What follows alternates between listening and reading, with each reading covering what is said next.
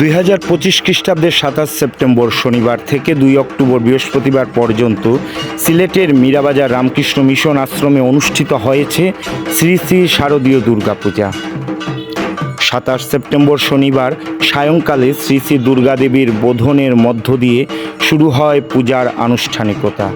ক্রমে মহাসপ্তমী, মহা অষ্টমী ও মহানবমী বিহিত পূজা অনুষ্ঠিত হয় গভীর ভক্তি ও শ্রদ্ধার সঙ্গে। 2 অক্টোবর বৃহস্পতিবার অনুষ্ঠিত হয় দশমী বিহিত পূজা, দর্পণ বিসর্জন ও শান্তি জল গ্রহণ।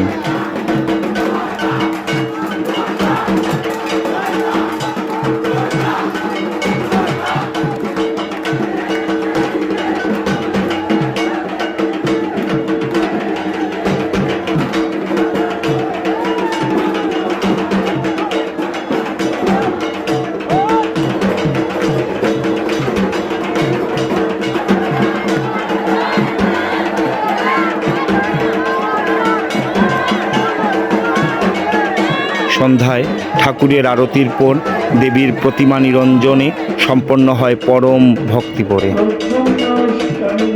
প্রতিদিন সন্ধ্যায় অনুষ্ঠিত হয় ভজন সঙ্গীত ও আরাত্রি, যা পূজা মণ্ডপে ছড়িয়ে দেয় এক গভীর আধ্যাত্মিক আবহ। সিলেট মীরাবাজার রামকৃষ্ণ মিশন আশ্রমের শারদীয় দুর্গাপূজা ভক্তি, আনন্দ ও শান্তির এক অনুপম মিলন ক্ষেত্র।